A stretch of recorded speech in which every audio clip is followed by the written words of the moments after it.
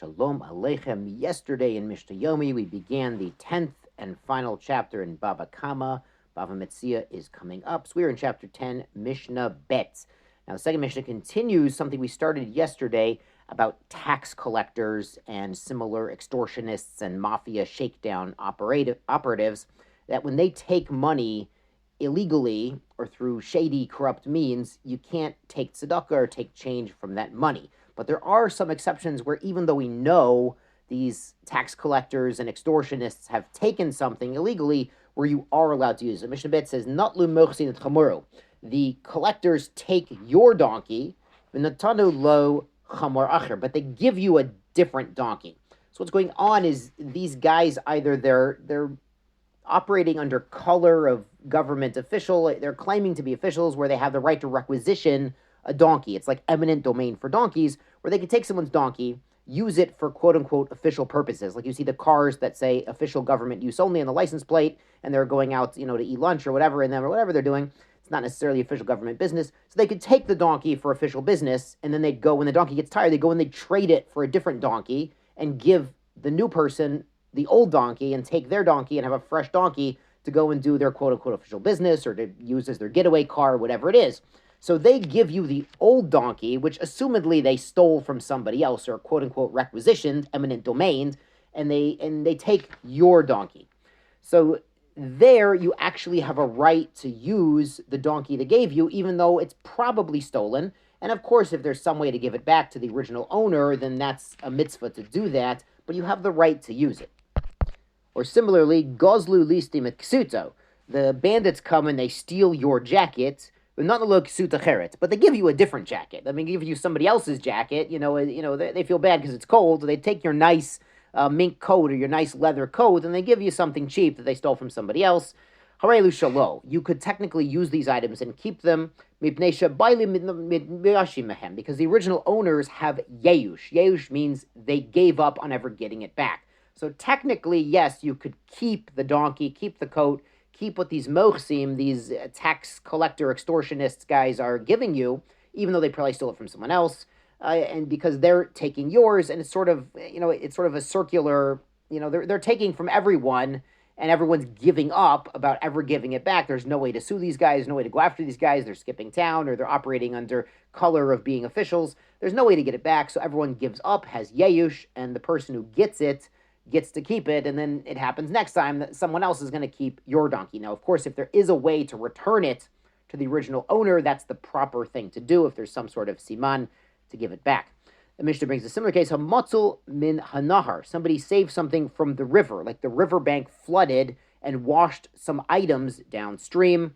O minigayas, or from armed bandits, like a group of bandits go and they pillage a town and then they drop some of the loot. O minalistim, or from armed robbers. If the original owners gave up on giving it back, you can keep it. Because the situation is people don't expect to get their things back in these situations. Now, the Mishnah says, if they gave up, then you get to keep it. If they haven't given up, if they're running after the bandit saying, hey, give me back my sheep, hey, give me back my motorcycle, or they say, hey, I lost my wallet by the riverbank when the river flooded, has anyone seen my wallet? Then you know there's not yeyish, and there would be an obligation absolutely to give it back. The Mishnah brings a similar situation, v'chen, also nahil shel devorim, a colony of bees, or a beehive. Now, if you're a beekeeper, there's a super interesting Bartanura here, where he says, kibbutz shenikopsim im melech shelahem. This is a group of bees that are gathered around their melech. Now, melech means a king, a male. Malka would be the queen, the female. So it sounds like back then they knew these bees had a colony centered around one special bee, but they didn't know yet if this bee was male or female, or at least the Rav Bartanura didn't know that. Maybe other Mefarshim say differently. So if you're into bees, it's something to look into and see when we finally figured out that the bees have a queen and not a king, or maybe the monarchical system changed. Maybe they used to have kings back then. I'm not sure. We got to talk to the bees about it. I mean, we need Shlomo Melech to talk to the bees and figure this out. Anyway, in Yeshua Balim, if there was Yeush of the original owner, the bees flew off. The bees flew out of Ruvain's field into Shimon's field next door and started building a hive over there. Hare Elushlo. If there's Yeush, he says, I gave up on getting my bees back. They flow the coop. Then the new person gets to keep the bees wherever they settle.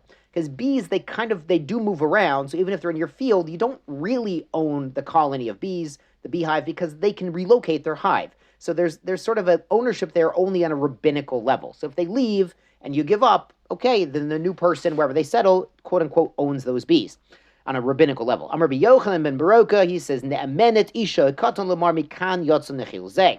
If a swarm of bees shows up in your backyard, and even a minor, someone under bar mitzvah, or a woman, or anyone says, oh yeah, that swarm just flew over from Shimon's house, then you know they belong to Shimon, and you might want to talk to him and try to give him his bees back, or he's going to go get his bees back.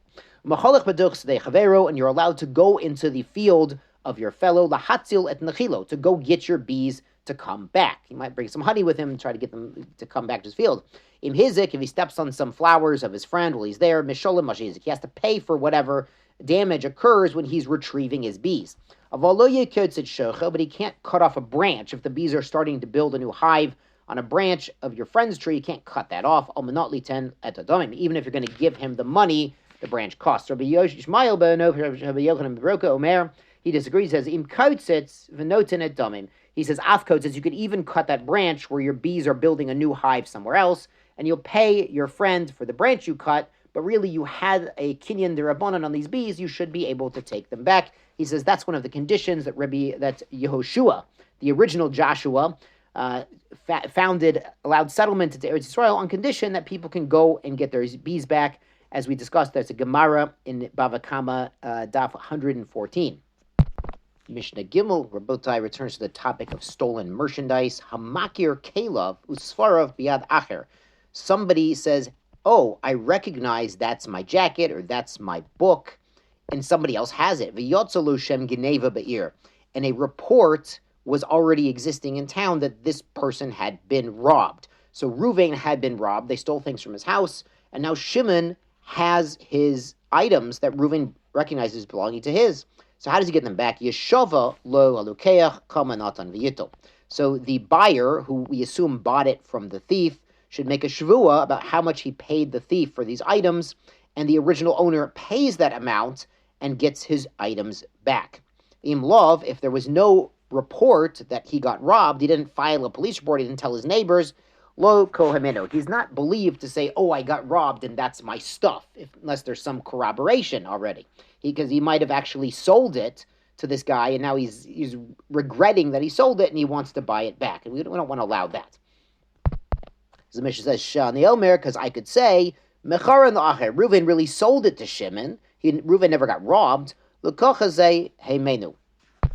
And then Levi, who has it right now, actually bought it from Shimon, and now Reuven's claiming it was stolen, so he can go and get it back from Levi. Yeshar koach tizku the mitzvot.